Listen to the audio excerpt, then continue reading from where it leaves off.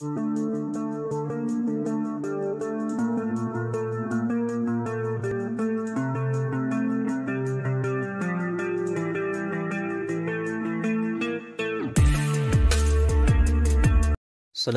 warahmatullahi wabarakatuh.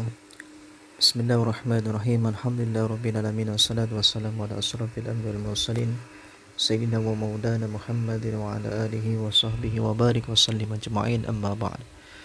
Teman-teman sekalian, maka Allah Subhanahu wa taala, marilah kita bersama-sama memanjatkan puji syukur kita kepada Allah Subhanahu wa taala dengan berkat nikmat kesehatan Islam dan ihsan Dia.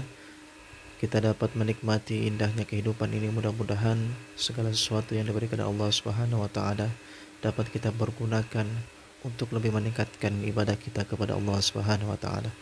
Kedua kalinya, semoga salawat dan salam tetap tercurahkan kepada junjungan kita Nabi besar Muhammad sallallahu alaihi wasallam dengan keinginan kita bersama.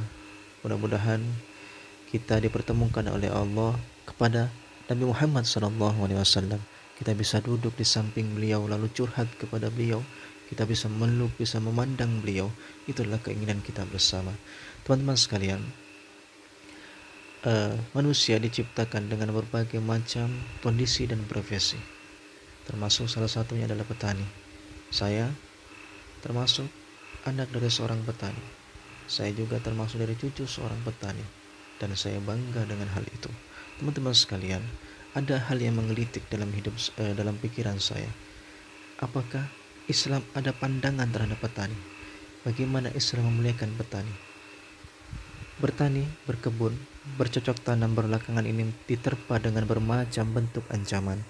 Industrialisasi misalnya, perkembangan industri yang cukup pesat turut menggeser profesi tani. Bertani yang dulunya kelihatan keren, saat ini tidak lagi diminati. Belum lagi diperburuk dengan kebijakan-kebijakan pemerintah yang kurang berpihak kepada para petani tersebut. Padahal profesi petani, terutama dengan budidaya tanaman-tanaman produktif, sangat mulia. Islam memosisikan bertani dan berkebun sangat sebagai pekerja yang terhormat. Sebuah kitab klasik basutan Abu Abdullah bin Muhammad bin Abdurrahman bin Umar al-Habsi al-Wisabi yang berjudul Al-Kharaqah fi Fadli Asy-Syai' wa Al-Kharaqah mencoba menguraikan urgensi bercocok tanam dan perhatian Islam dalam pengolahan hasil bumi dari berkebun dan bertani. Ulama yang wafat pada 782 Hijriah itu menegaskan secara garis besar ada 3 profesi utama, yaitu bercocok tanam, industri, dan perdagangan. Manakah yang paling istimewa? Beragam respon muncul. Ada yang menilai industri yang paling bagus, sebagai besar menganggap perniagaan, tapi pihak lain beranggapan bercocok tanamlah yang paling terhormat dan mulia. Mengapa? Mengapa sebagian orang menyatakan bahwa bercocok tanam yang paling terhormat dan mulia? Mengutip perkataan Imam Al-Mawardi, bercocok tanam adalah profesi yang paling terhormat.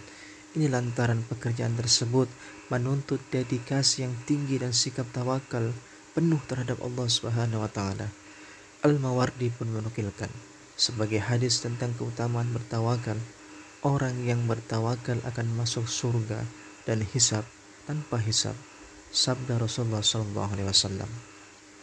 Imam An-Nawawi menambahkan pekerjaan ini diposisikan terhormat karena memberikan manfaat yang sangat banyak bagi kelangsungan hidup manusia.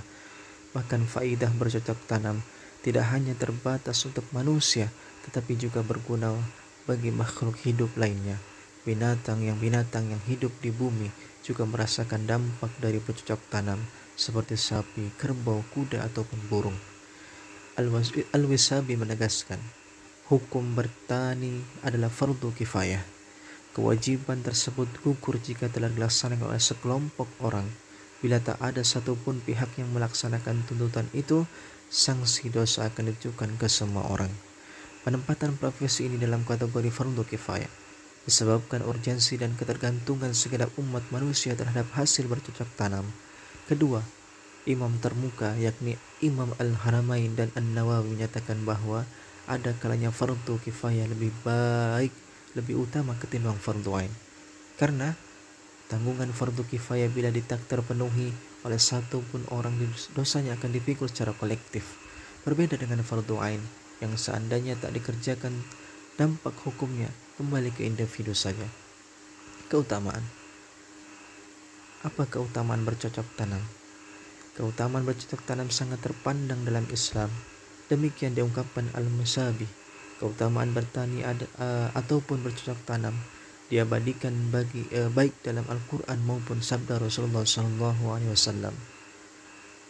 Melalui profesi ini, ujar Al-Musabi, maka akan terang benderang tentang kekuasaan Allah Subhanahu wa taala dan mendeklarasikan bahwa Allah sebagai satu-satunya pencipta yang menguasai unsur air, mengubah menjadi air hujan, lalu menurunkan ke bumi untuk menghidupkan berbagai macam tanaman yang dipergunakan sebagai kelangsungan makhluk hidup. Dan dialah yang menurunkan air hujan dari langit, lalu kami tumbuhkan dengan air itu segala macam tumbuh-tumbuhan. Maka kami keluarkan dari tumbuh-tumbuhan itu tanaman yang menghijau. Kami keluarkan dari tanaman yang menghijau itu butir-butir yang banyak. Quran Surah Al-An'am ayat 99. Keistimewaan ini juga dikatakan di sejumlah hadis, di antaranya hadis dari Abdullah bin Umar, hadis yang dinukilkan oleh Al-Thalabi wal Al-Wahidi, itu menyatakan bahwa orang yang bercocok tanam akan mendapatkan pahala di sisi Allah Subhanahu wa taala.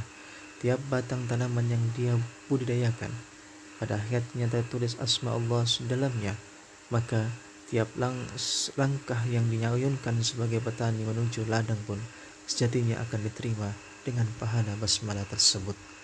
Sebuah riwayat Muslim menegaskan pula tentang keutamaan berlangsung terlebih bila pekerjaan itu dilakukan oleh Muslim.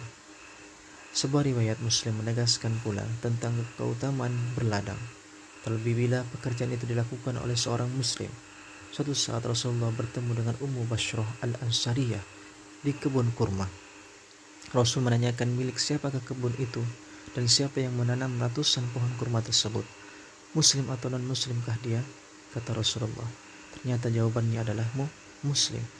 Rasul pun mengungkapkan bahwa pahala yang menyertai peladang Muslim tersebut, bahwa tidak ada ganjaran yang lebih pantas sebagai seorang Muslim yang menanamkan tanaman lalu dijadikan makanan manusia ataupun binatang melata atau apapun, kecuali akan dicatat sebagai sedekah baginya hingga hari kiamat kelak. Tidak heran bila tak sedikit kalangan Ansor ataupun Muhajir yang menyibukkan diri dengan bertani atau berladang. Konon Abu Hurairah yang terkenal dengan periwayatan hadis terbanyak pun tersohor dengan aktivitas berladang. Para sahabat memang luar biasa. Mereka juhud ahli ibadah dan pakar agama, tetapi tak pernah abai terhadap urusan duniawi mereka, tak terkecuali bersumbangsi untuk kelangsungan hidup segenap makhluk lewat berdagang atau bercocok tanam. Teman-teman sekalian dimuliakan Allah Subhanahu wa taala. Demikian yang bisa saya sampaikan. Mudah-mudahan bermanfaat. Terima kasih. Assalamualaikum warahmatullahi wabarakatuh.